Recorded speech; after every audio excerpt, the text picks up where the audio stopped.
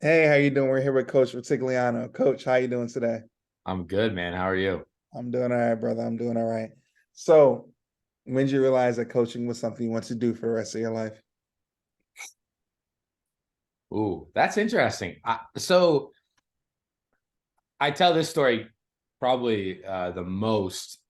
When I was in college, I was a women's lacrosse team manager with at Canisius, and so there were a couple of times, I'm very passionate, enthusiastic. So a couple of times where players would come up to me and say, "Hey, like, when are you getting into coaching?" And I was just kind of like, whatever. Like I went to college in my mind, I was going to become a sports broadcaster, like, play by play for the Yankees was kind of like where I was going to end up. Yeah. But I I was kind of sitting there and it occurred to me by my sophomore year of college that like this could be something that I wanted to do. Um, and my mom had always kind of been in my ear, hey, like you'd be good at coaching, maybe. And my I coached like some, my brother's little league teams or whatever. So I'd say probably my sophomore year of college, and I was gonna kind of, decided to focus on that. Mm-hmm. So, what's your hometown? Where you from? I'm from a little small dot on the map. I'm from a town called Geneseo. It's south of Rochester, New York, by about 30 minutes. Okay, so you're Uh, a New Yorker. yeah, I am. That's right. That's right. Exactly. I Now, have, get into the New York, I New gotta Jersey fend beef people right off. now. It's Exactly. getting sensitive. It is. It is. I gotta fend people off that are like, "Oh, it's not New York," and living here now, people are like, "Where are you from?" I was like, "I'm from New York." Yeah, Oh, where? I said, "I'm from Rochester, Buffalo." yeah, yeah, People are like, "No, that's yeah, not New York." I'm like, "All yeah, right, this yeah, is the hill that I die on." yeah, yeah. It's definitely, one of those interesting type of things. It's like, sometimes people say in Jersey, we have the argument of there's a North Jersey, a Central Jersey, and a South Jersey. And so that's a very delicate thing depending on where you're from. Yeah, So like it's all Jersey. And then, no, no, no. I don't know. Yeah, right. There's a shore, and we're from the shore. So, yeah, I understand. I will tell you this much. I think you're from New York. You I. know, you That's know, all I need. yeah.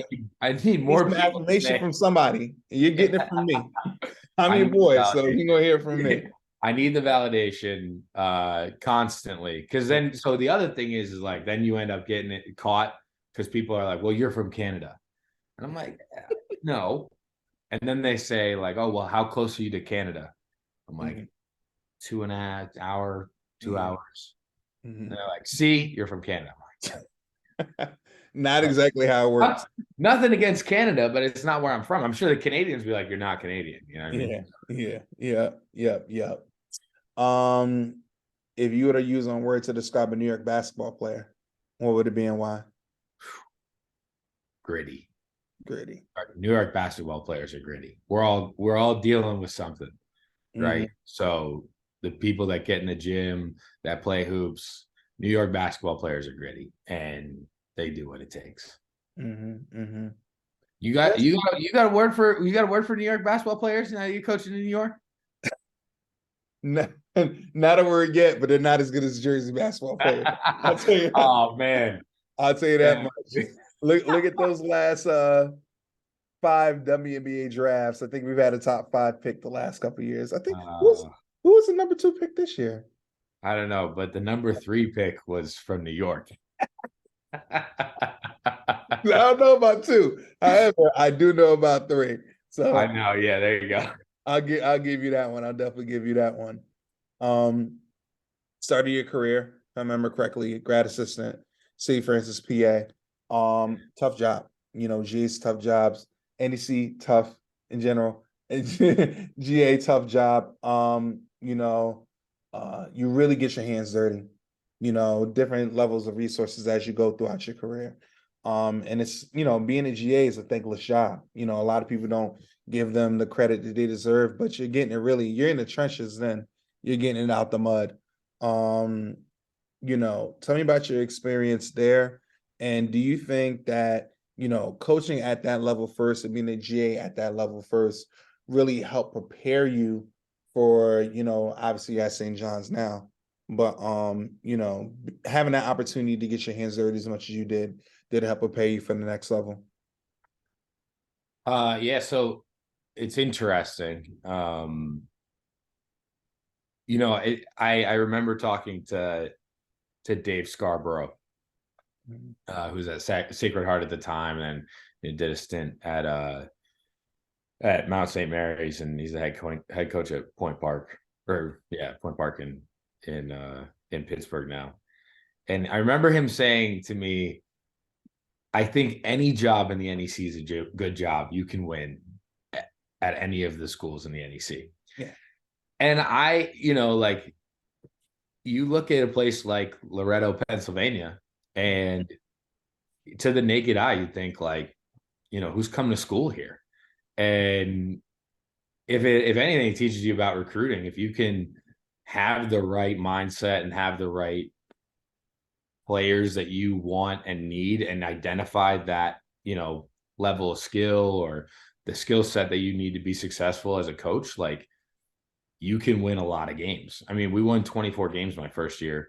We went to 2 NEC championship games. We won the first year and then lost the second year. But every coach that's, pretty much that has been at St. Francis, PA, has been successful since like 1995. And that to me is like a really interesting thing for everyone as we look at like, what schools have certain resources, or, what's the draw here, there, everywhere. And it really it speaks volumes to the impact that people have on, the experience that kids can have as going through the recruiting process. I think that's the thing I really like noticed in hindsight more, because I was, we're obviously doing everything. I was really focusing on video. I was doing a lot of video coordinator type things because we didn't have video coordinator, so I was essentially me. And you look at some of the kids, like we had she was second leading scorer in the NCAA in my first year there. And the only way that happens is if you identify like this kid isn't getting very many other offers, like we're going to bring her on and she's just going to shoot, and we're going to let her shoot whenever she wants. And that to me was like, it's so stark in contrast to, what, different programs have in terms of their plan.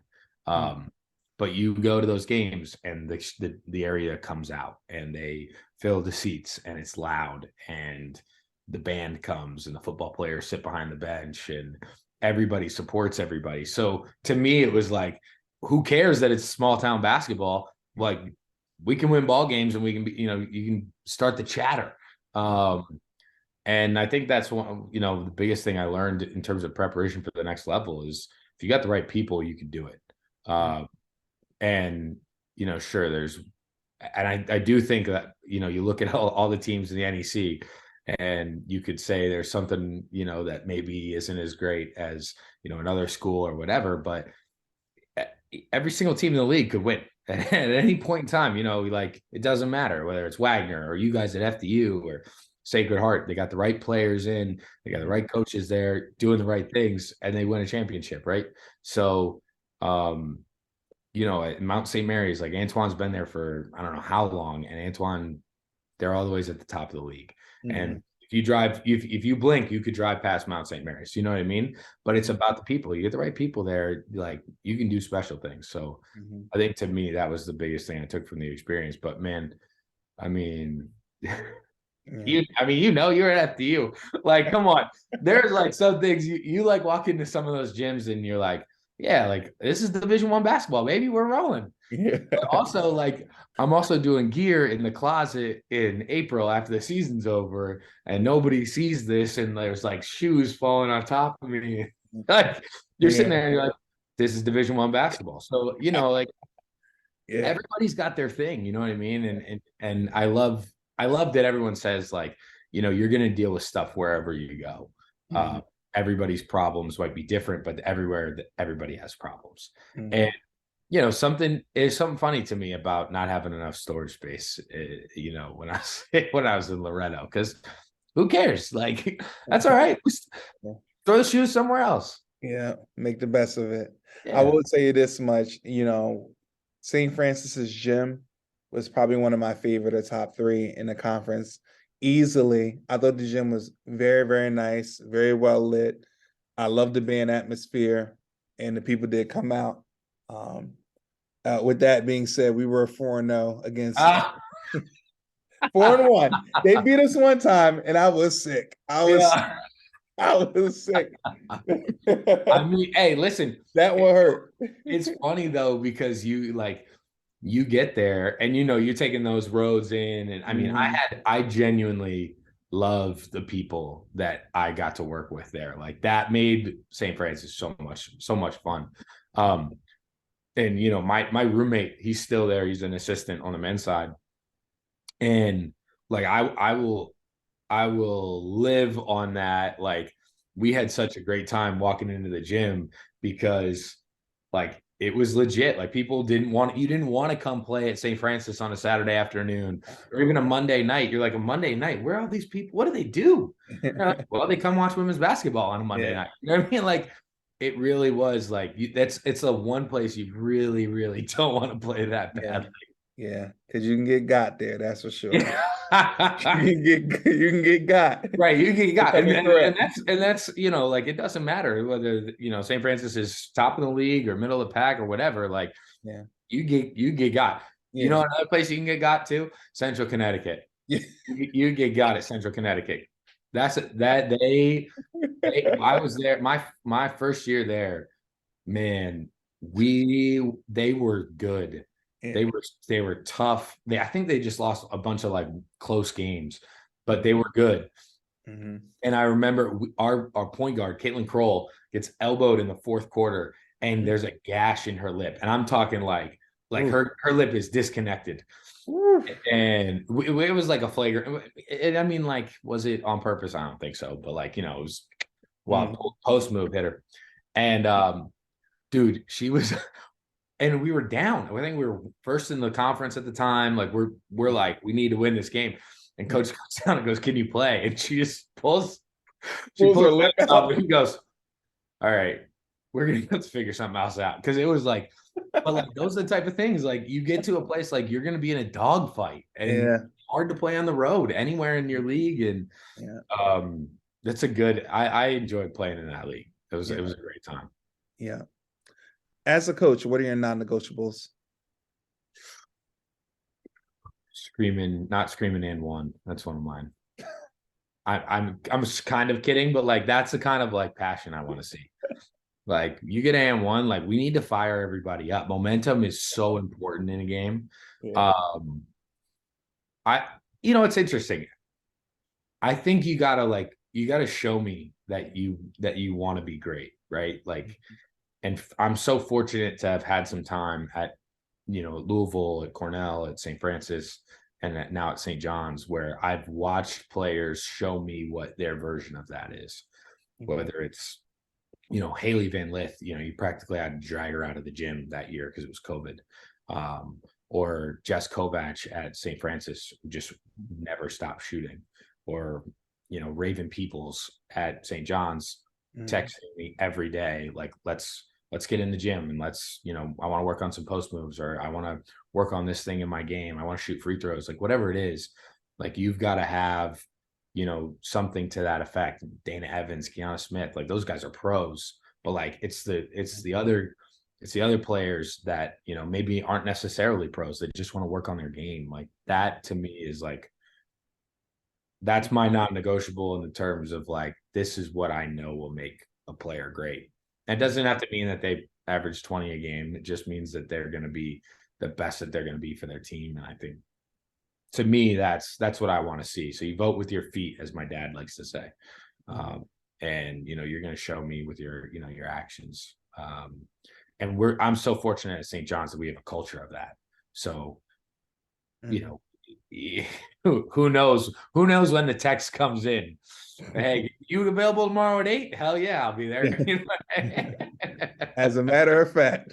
I'll be like, yeah, I was already gonna be there. My eyes were gonna be like working on opening fully, but I'll be there. Yeah. Now that you're telling me, I'll have the coffee a little earlier. So, but Yeah. yeah, no, it's that's probably my number one. Is showing me that you want to be great. Yeah. I'm gonna help you be as great as you want to be, type of Mhm. thing. And then definitely like seriously like the passion to like there's nothing better than a great bench celebration photo. Oh yes. Everybody's just fired up. You know what I mean? Like Yes. nothing Definitely. greater than that. I love it. I love it. Um, if you to use one word to describe your coaching style, what would it be and why? One word.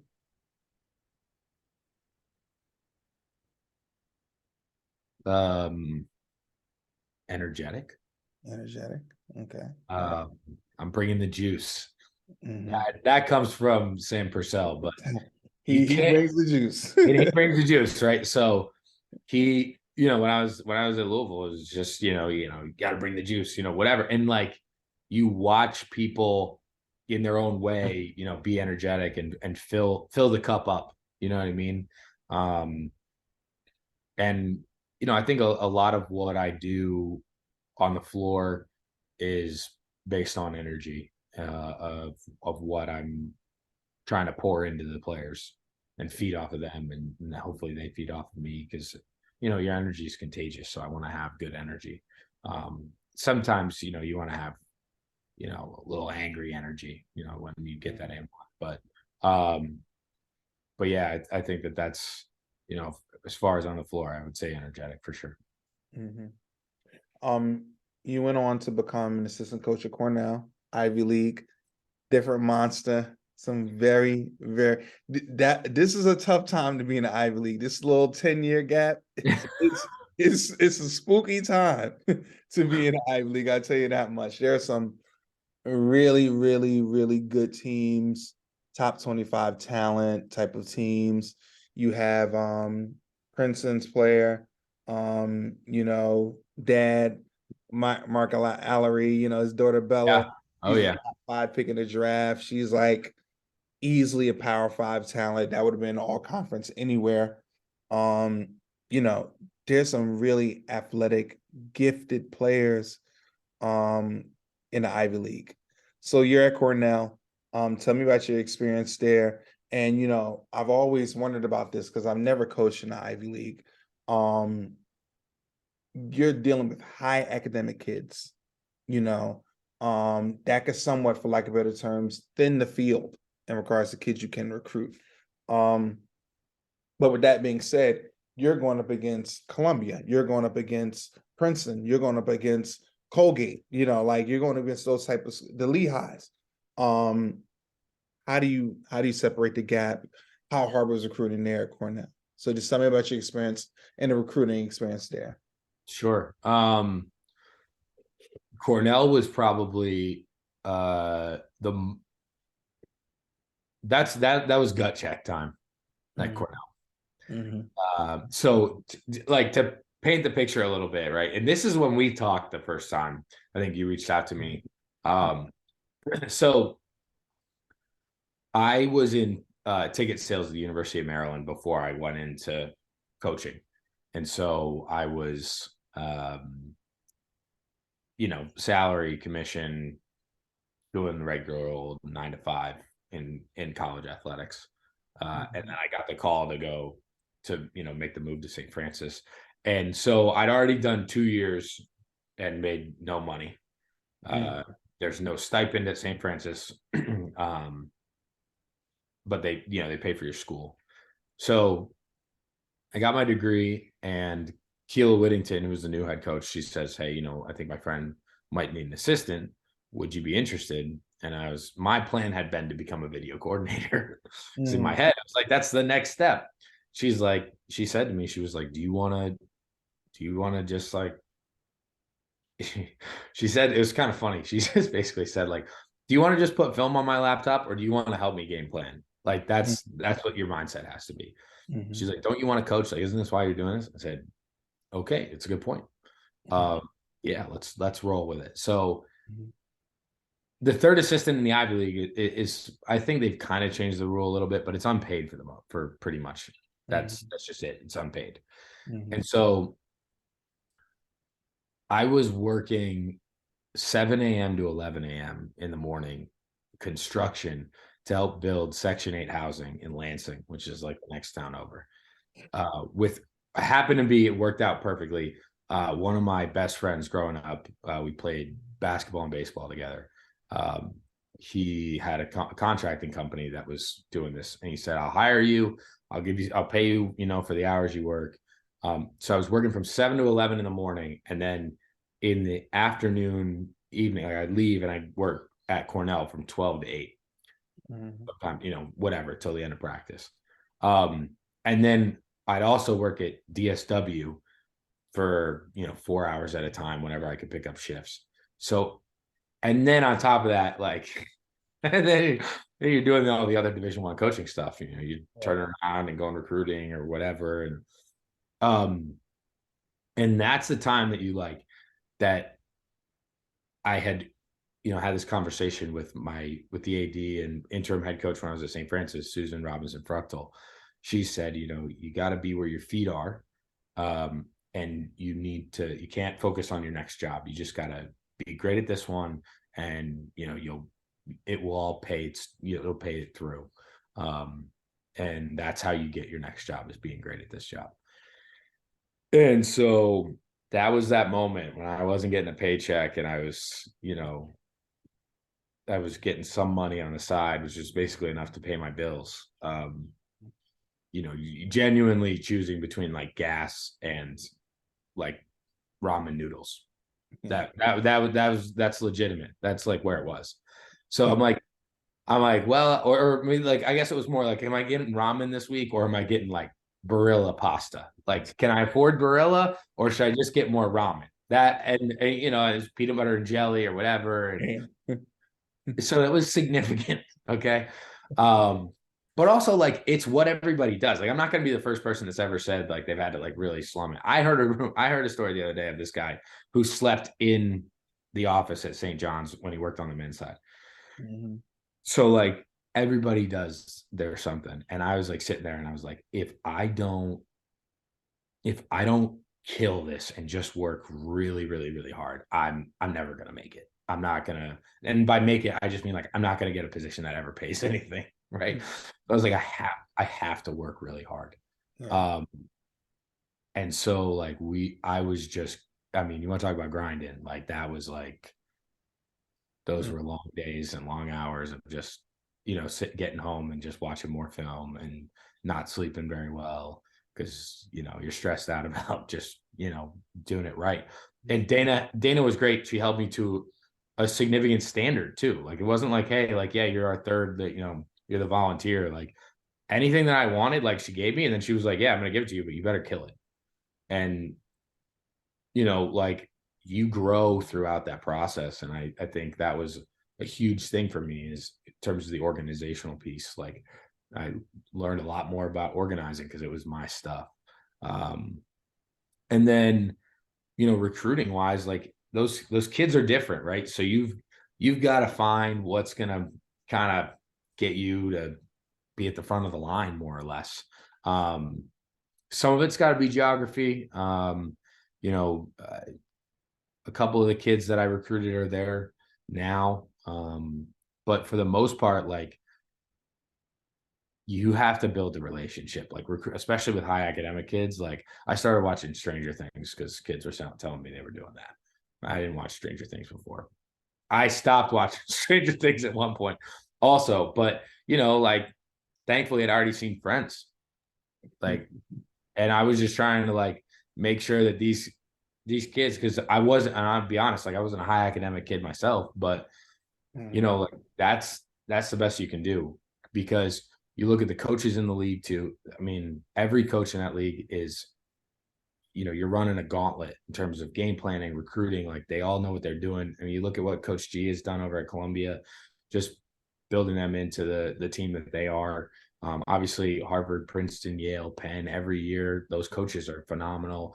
And then Dartmouth and Brown, like you can't sleep on either. And so, I think I got all of them. It's gonna be bad if I forgot one, right? So, I so think you got yeah. them. So Yeah. it's a hard league, but you can get like in terms of recruiting, like it's almost a little easier. Like how like for us non high academics, like you're kind of like, well, the world's our oyster. We can get anybody in the pool. It's almost a little better because you're like, hey, like you want high academic, we're high academic, let's chat. So you definitely break down that barrier a little bit in terms of recruiting. So you get right to, here's what we have, as far as the academia piece. But yeah, definitely a challenge. And each school within the Ivy League has its own challenges, but you can really find some great.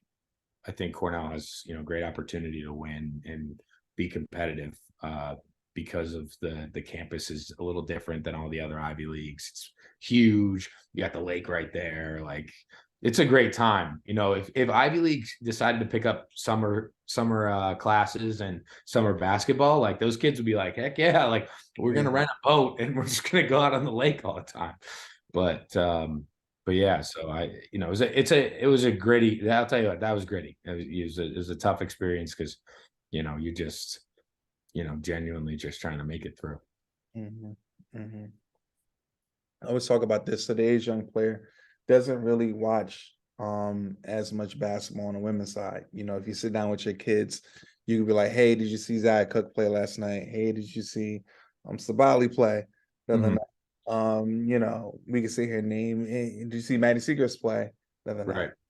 Right. They're kind of like, But if you also ask someone other, did you see Jokic play? Did you say Jimmy Butler play? Did you see it's a higher chance of them watching them play. Um, who do you think is as women's coaches ourselves? Um, why do you think that's the case? Are we dropping the ball? Are we as coaches in this field not being big enough advocates for the product that we are a part of?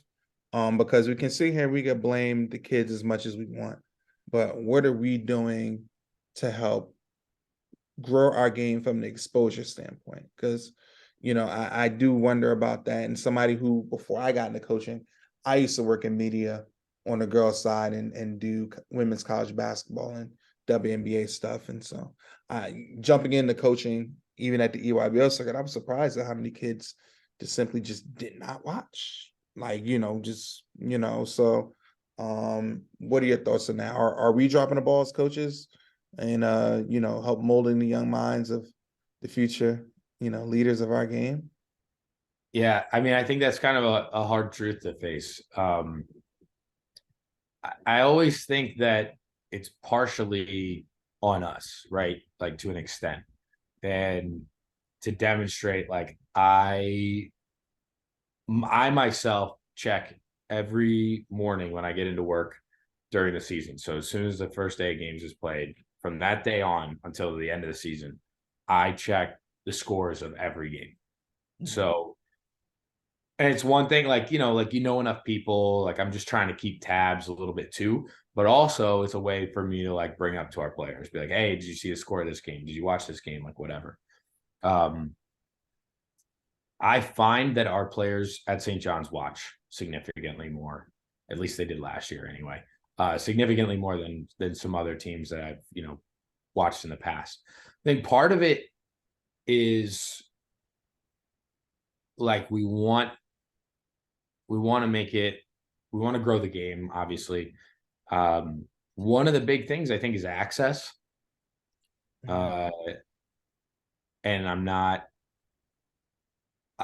thrilled with the access that women's basketball has at the conference level anywhere.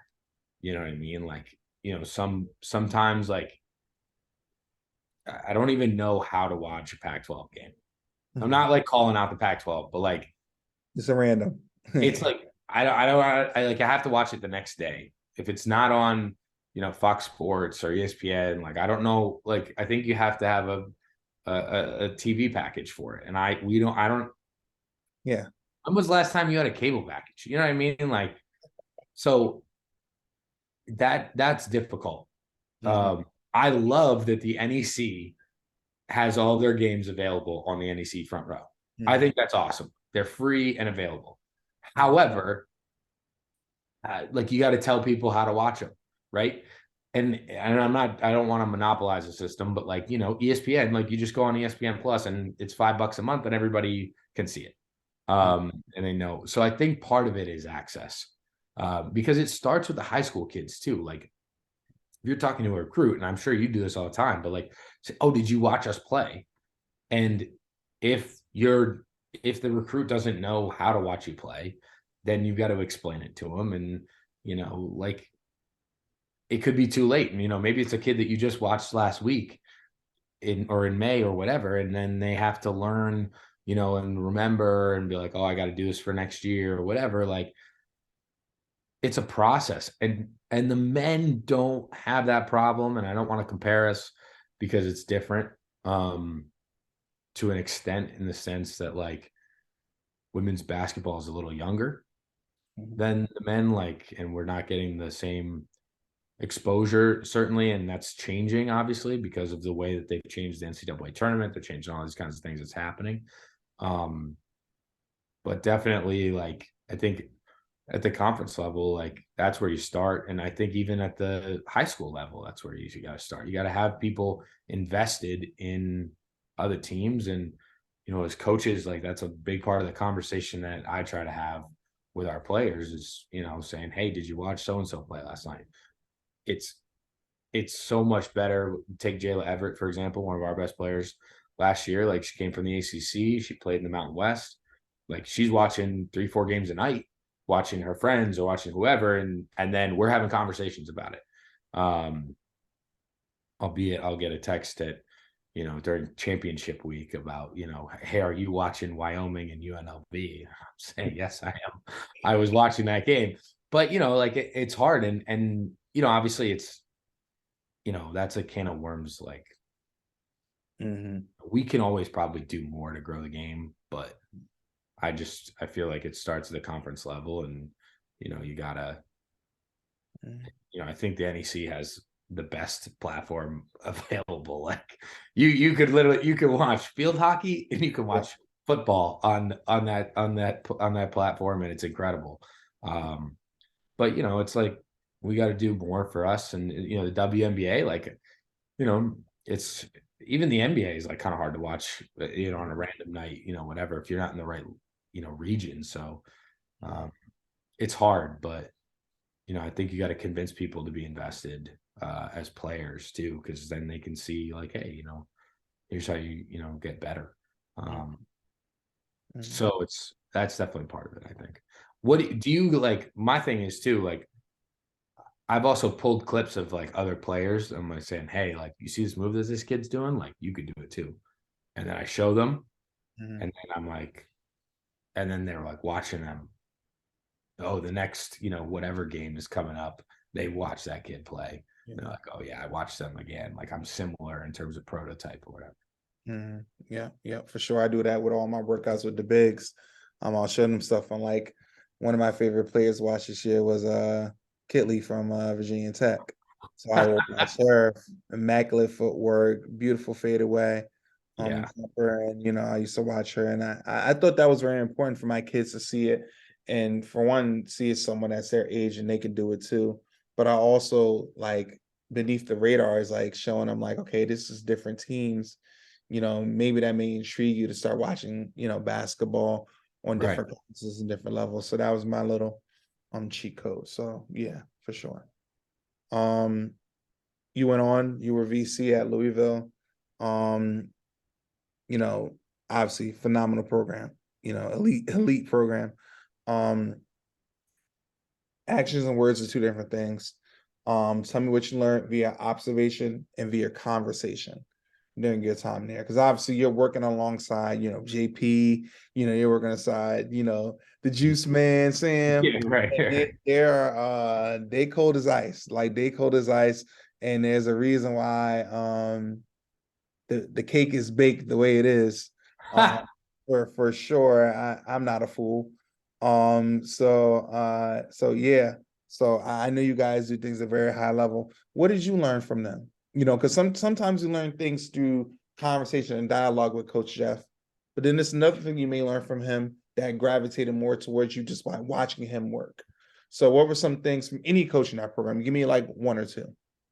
Yeah, so through observation from Coach Wall specifically, was I watched how he managed everybody, right? And in the hardest probably situation. So COVID, getting tested every other day, basically going through different uh like shutdowns. We got shut down in December, and we got shut down again in like briefly in February, and then having to manage the different bubbles that we were in. He's he I mean, and the other thing, he's an elite basketball mind in terms of adjustments. He's also an elite manager of people, like, and reaching people where they're at. Which I really admire about him, because I think it's hard to be, you know, in this day and age, I think it's hard to be not only, you know, liked, but also be, firm in your resolve about, where you're taking your program and everything. And obviously I think he was in year 14 when I got there. Um, but watching him work with the people around him, and, you know, it was just such a well-oiled machine. Made everything seem so much more uh, impressive. I think was just like it was Watching the almost magic happen. yeah, it was almost like I, I don't even know if he like had to tell anybody what to do. You know what I mean? Like, sure, he'd have me, do a couple different projects for him once in a while, but it was just so just on time. And between JP and Purcell and Coach Norman, and I mean Lamont's my guy. He's our video coordinator when I was there. He's still there. I think his title's changed now, but Lamont was, kind of helping me and mentoring me a bit on, different things that I could be doing to help create, you know, and add value, but also take some things off of people's plates. And we had some really great conversations about, like player development, and like seeing, seeing things in players, and how to like take what you see as their potential and putting it in action. Um, and then, I really felt you look at somebody, and they've done such a great job with all of their players, their player development over the years.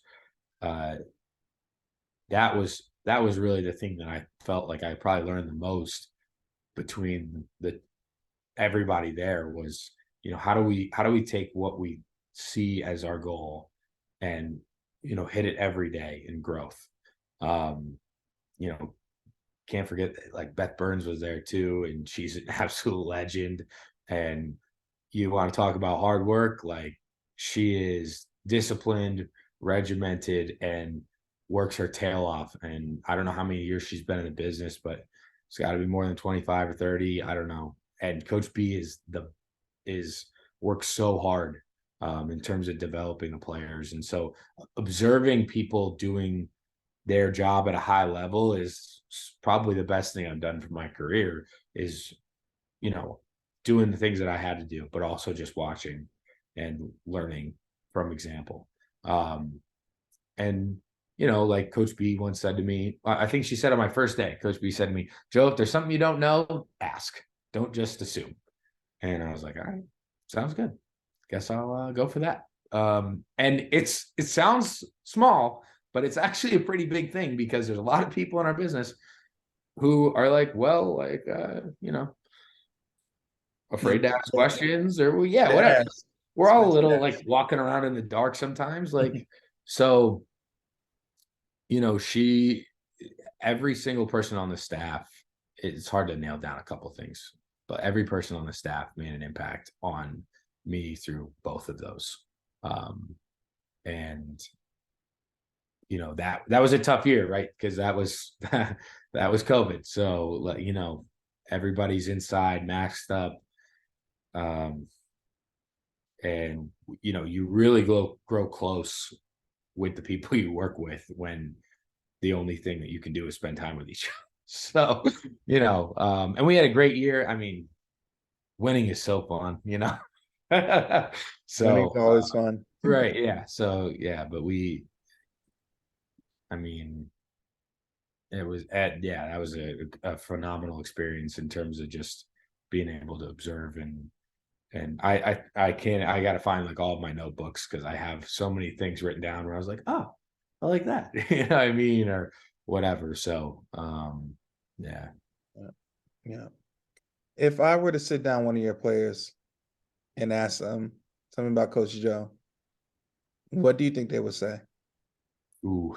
Uh, I think they'd say that I'm really positive.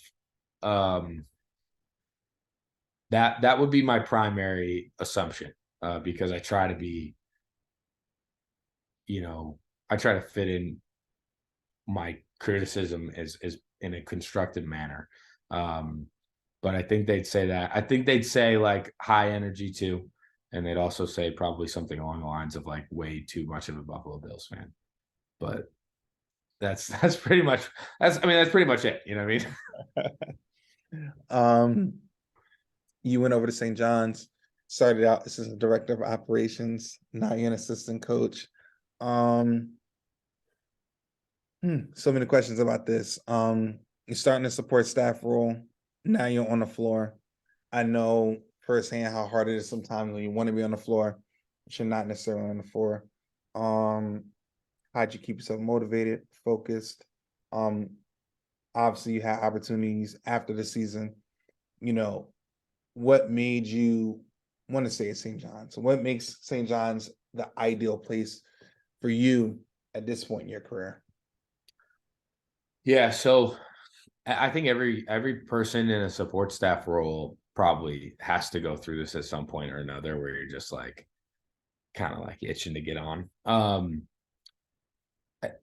really think that year at Cornell kind of helped me so much in terms of like knowing you just got to be good at what you're doing this in this moment. Um, and then to follow it up with my year at Louisville, where I was like, I was there. I knew I was going to be there for 1 year. It was unpaid, and I was just going to go in and just work hard, and they'll help me out. So I think I fortunately had back to back years of knowing like you just got to be really good at what you're doing right now, and that allowed me to just kind of be like not really worrying about the wanting to be on the floor as much, because you sit there and you work, you put all this time into just like sliding the extra pieces, the smaller pieces into the puzzle. um and we didn't have a good year. That's another thing too. So it's definitely harder when you don't have a good year, right? And we struggled, we lost a lot of close games, and um I think that really makes it one of those things where you try to work your hardest to stay focused on what you have to get done and what you have to be doing each day. And being present really is like is that. um if you can be present, then it'll all work itself out. I'd say, for the most part, for New York, I never grew up wanting to move to New York City. Not that I was against it, but it wasn't like a city on my list of like, oh, I'd love to live there. Um, but after the first year, uh, and right about the time that I got promoted, I was like, okay, we're good. We're liking it. Um, and we go out and we get the class of transfer portal kids that we got and freshmen that we got and returners that we had, and it all coexists nicely into a 23-win season. Um, and, playing at a high level, and, coach winning his 200th game and get back to the NCAA tournament, get ranked and beating UConn and going to, winning a game in the tournament, and, coach gets his extension and all that kind of stuff. It's at this point in your career, it's like, this is, are you kidding me? Like, I've been so fortunate that, that I've been able to be at the NCAA tournament. I've been in the NCAA tournament 3 years out of the 6 seasons that I've worked. So there are people that, like, when I was in my first year at St. Francis, the guy that told me that there was going to be an open GA spot, Kyle Hedgemowski, he was in his 12th season as an assistant coach and I think ninth. No, I guess it was 12th at Division One, and he had never been to an NCAA tournament. And I, at my first year, I was like, sweet, this is cool. But like, you just, like, I've been so fortunate to be a part of winning programs that, you don't take that kind of stuff for granted, because if you don't win, it's hard. It's really hard. And you put in so much time and effort, whether it's on the road recruiting, or it's doing graphics, or breaking down film late at night, or, printing off scouting reports early in the morning, or going to those, early morning workouts, or whatever it is. St. John's, we won games, and we got unfinished business, I think is a, a way that, we look at it too. And we're a place where I feel like a lot of people are going to want to be, and we just, Rick Pitino's there too now.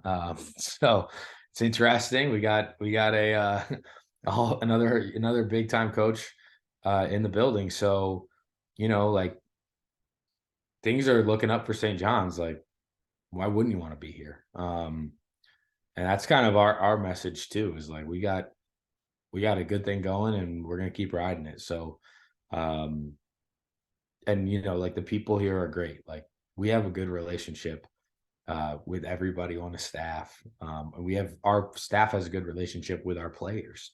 And that to me is like a huge piece of it also. So, and Joe lets us, work and do what we need to do, and gives us some freedom in that. And honestly, outside of basketball, like, I love watching the Yankees play live once in a while in the summertime. It's nice, randomly on a Tuesday night, take the train up, grab it. Or like, I'm fortunate I have a ton of friends from other walks of life, other parts of my life here in New York. And that's, like, I haven't had that since I was in college. So, that to me is like huge, is they want to come watch. I'm trying to help grow the game in my own way, and build, friends coming to games, and they'll come out to Queens. And, for my birthday, we played DePaul, and I invited everybody that I knew in New York City. Okay. I was like, I'm turning 30. My mom came down. My brother came, one of my brothers came down. And I was like, I invited everybody. I said, I'll get everybody tickets, come to the game, and then we're gonna go, to a restaurant afterwards. And I think we had 31 people show up for the game, just from my ticket list. So I was like, just everybody come. And it was so awesome. Like, some people came to their first women's basketball game, and they were like, this is actually, like, electric. Like, I'm gonna come back. And I was like, yes, anytime. Like, let's go. So that's that that's what, about New York, which excites me too, is, you can just share this with everybody, and hopefully they keep coming back. So we've done a good job of it so far. Last question. I go to watch Seton Hall Creighton. Seton Hall wins the game by 12. Fantastic win. I mean, Wait. St. John's. Sorry. Oh. St. John's and Creighton. You Yeah. guys game by 12. Fantastic win. Well coached. I'm by you guys. I get into my car. I'm about to pull off. what do you want me to feel? What do you mean to think? St. John's is this. Like, this is St. John's when I'm about to go home. So when you get in your car and you leave, you get in your car feeling fulfilled. Like Okay. you just saw a complete basketball game. It was fun to watch. We executed our offense. We turned over the opposing team's offense. And the game was probably close at the end because we like to do that. We like to play. Yeah, close games are good. So Yeah. you got your adrenaline running, and then the team that you wanted to see wins. That's probably where I'd go with that. I think like most people leave with a renewed sense of like I should keep coming, and that's what you want all the time. I hope that's what people feel like when they come see Iona. You know what I Mhm. mean? Like Mhm. I want people to want to keep coming back because they feel like this was an experience that like yeah, this is fun. Like I want to watch these women play well and work hard, and the coaches, draw up whatever they draw up, and game plan, and it doesn't have it's not for junkies, it's for everybody. Yeah, awesome. Like I said, I'm long-winded. I asked a bunch of questions. I leave the last bit to you. If there's anything you want to talk about, any questions you want to ask me, whatever the case may be, a favorite book you want to share, a favorite podcast you listen to, a favorite quote from a mentor, anything that you really want to talk about, I'll leave the floor to you if you have anything that comes to mind. Uh, I heard a quote. I was at a step up in Charlotte. I guess that was 2 weeks ago now. And they have the assistant coaches Hall of Fame, and so they've got Kate Pay from Stanford is there, and Jan Jensen from Iowa, Norm Roberts on the men's side at Kansas, and Jim Rossborough from Arizona. He says, and I appreciated this. He said, you got to be obsessive. And that's like, that to me is like what this, like the profession is all about is you gotta like want, like you're still in the office right now. It's a bad look for me, but you're still in the office right now in June. So like you're basically, you're still burning the candle at both ends to an extent. Like that's awesome. Like that should be what it is.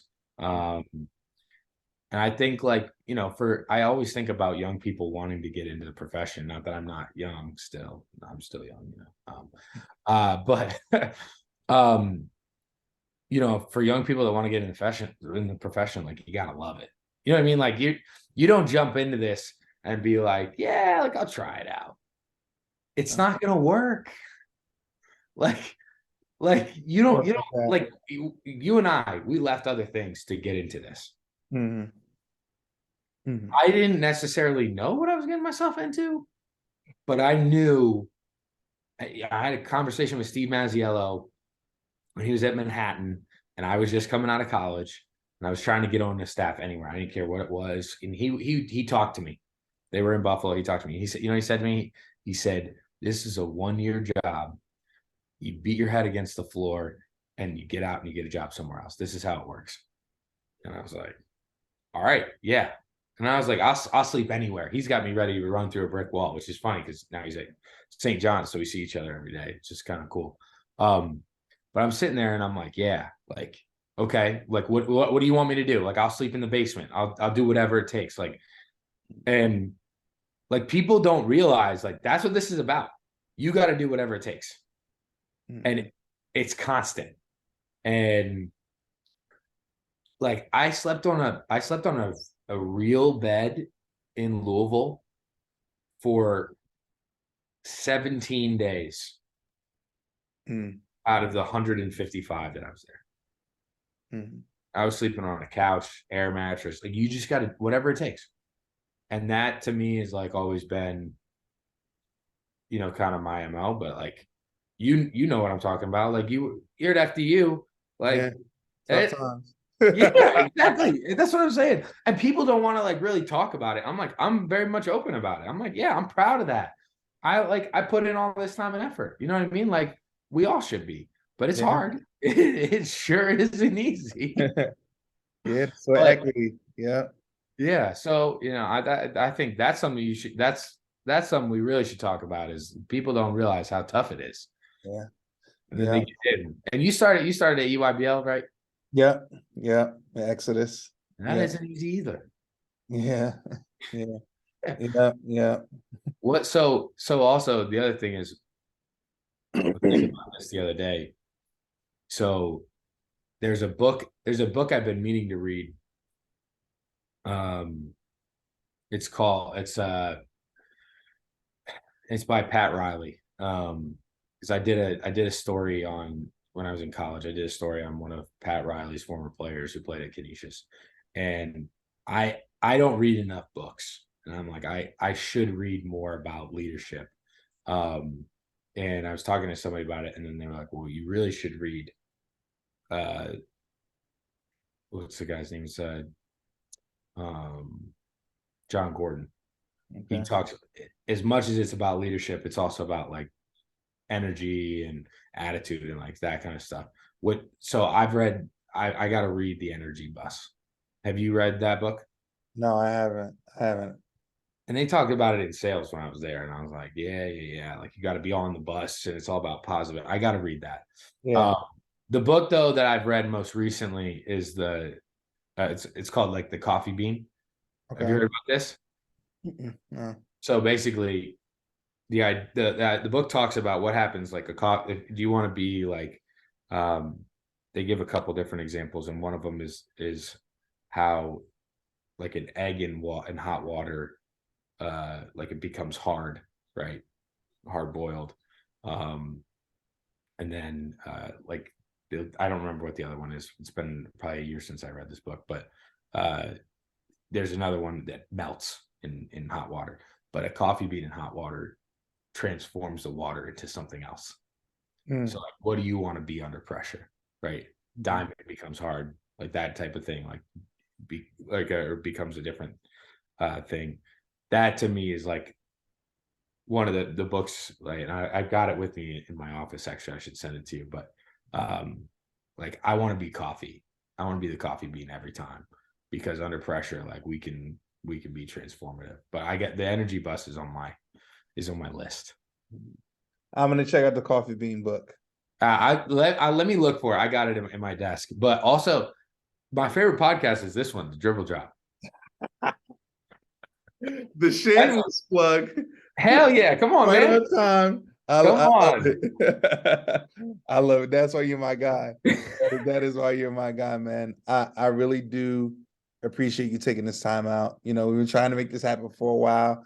Appreciate Um, Good things, come to those who wait. And as you already know, you're my guy for the longest, and I'm happy to see where, you taking things, and I'm trying to keep up with you, man. And Oh, I, stop it! You're on your way, man. Just come yeah. on. Yep, and I look forward to seeing you on the sidelines again. You Hopefully this do. time I get to win. Ah, He's like, I can't promise you that. come on. No way. Hey, it'll be a great game, but Yeah, we're gearing up, baby. that Come that on. one that one's for Jersey. I'm letting them know before we get a. Hey, Oh, we're doing this for that's Jersey. I'm gonna ask you when we see you in the season, what's your word for New York basketball players? That's gonna be my next thing. You better have an answer for me when you get there. Yep, yep, yep. Well, I thank you so much for your time, Coach. You have a good one.